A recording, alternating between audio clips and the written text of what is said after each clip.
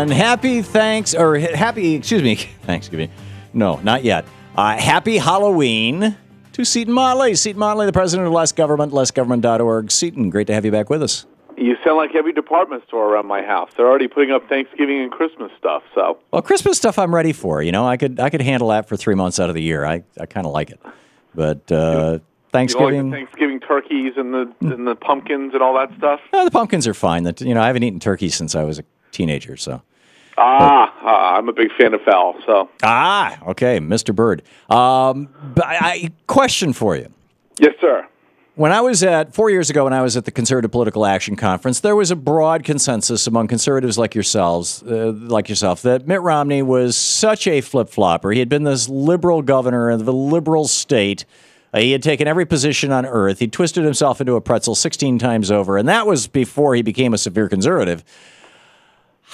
And now he's running these ads in Ohio saying that Jeep, which actually is manufacturing and is increasing their manufacturing of Chrysler, of Jeeps in China, but this is for the domestic Chinese market, that instead Romney actually said this, clip number 5, at a rally. This is just a plain old flat-out lie. Listen to Seton.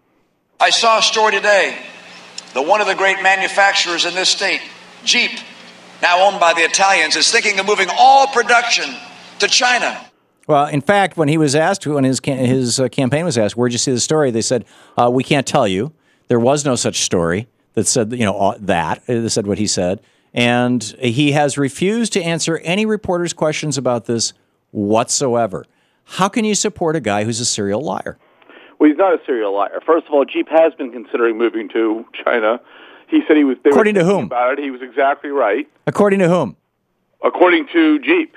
No, according to Jeep, they are expanding their Chinese production, but they're not moving anything out of Ohio. In fact, they sent out a letter to all their employees yesterday, an email, because people were freaked out because of Romney's lie, saying, "Sorry, this is not true." You got the president of GM saying we're now in a parallel universe. That Romney's living in a parallel universe. You mean Government Motors is defending sugar daddy government? Really? That's a shocker. It would be breaking news. Government Motors protect. It's not called Government Motors, Seton. If you want to have any credibility, you ought to call GM. It's what it is. Number one, and number two. It's Government Motors. We own. There's a lot of good Republicans who work for GM. We own 26% of it. They tried, and by the way, the GM wanted to get out from under, and Obama won't let them sell the stock. This is about whether President Obama. What about this that? Is about Mitt Romney being a serial liar. Seton, how can you support a serial liar for president? I don't understand it. I mean, the long list of lies that Mitt Romney has told. GM has been lying about the Chevy Volt for 3 years now. So the fact that the GM issued a statement... The Chevy Volt is doing just fine, and then we're not talking about the Chevy Volt. We're talking about Mitt Romney being a serial liar. You can change the subject as often as you want and as much as you want, but it's not. I'm going to keep bringing it back to the fact that Mitt Romney is lying, has over and over and over again is telling all these lies. About what? Instead of just saying he's lying, about what has he lied repeatedly? Well, to make him a serial liar? Let me play this clip again. Here we go. Clip number 5. I saw a story today that one of the great manufacturers in this state, they are thinking Jeep, about it, Tom. now owned by the Italians, is thinking of moving all production to China. And then they are thinking about it, Tom. And then several articles about it. No, that's Tom. nonsense. I read this stuff all the time, Tom. And they've been talking about it. He said they're thinking about it. He didn't say they're doing it. If that's about it, which is Seton, if this is true, why doesn't his campaign produce the story? What? What newspaper did you read this story in? Several auto blogs. You read it in a blog, so it must be true. Well, no, I've read it in several auto industry blogs. Yeah, they've been contemplating. Some blogger told you. 7 out of 10 GM cars are manufactured outside the United States right now. Some blogger told you this. No, 7 out of 10 cars. This, you know where I got this? That's because it's a worldwide company. They're selling things worldwide. No, they're not selling them worldwide. They're making them worldwide. 7 out of 10 cars per Obama appointee CEO Dan Akerson, GM. 7 out of 10 cars are manufactured outside the United States. 7 out of 10. Right now. That's before Jeep contemplates moving. Okay, to so China. then Mitt Romney does a photo op where he says, bring some cans to Ohio to our photo op, and up in Wisconsin you got Paul Ryan doing the same thing. Bring some canned goods.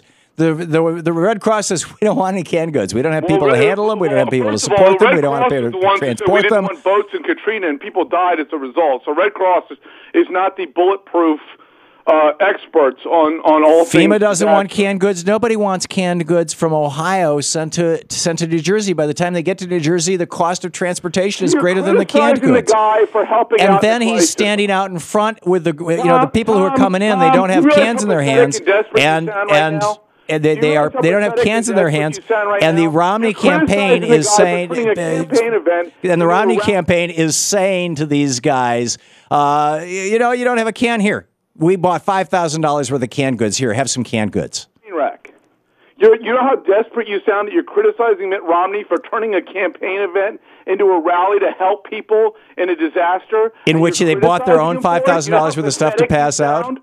You know how pathetic and desperate you sound? You can try your ad hominems all day long, Seton. You can call me names. It doesn't distract from the fact that Mitt Romney and Paul Ryan are doing these political stunts that really, I think, are hurting them.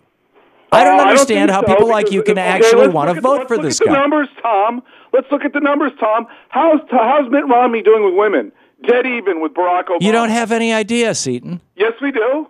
You think that the 9%? Let me ask you just a reasonable question here, and please let me finish my sentence. What we have seen in the last 15 years, according to Pew, and this isn't a partisan thing. I know you may not like Pew, but what we've seen, and there's a consensus, whether it's Rasmussen or whether it's Pew or whether it's somebody else, is that the percentage of people who answer the phone when they're polled has gone from 36% down to 9%. Only 9% of Americans are willing to take a phone call because now we've got this thing called caller ID that wasn't widely distributed 15 years ago across the United States. Only 9% of Americans are willing to take a call from some total stranger or an 800 number.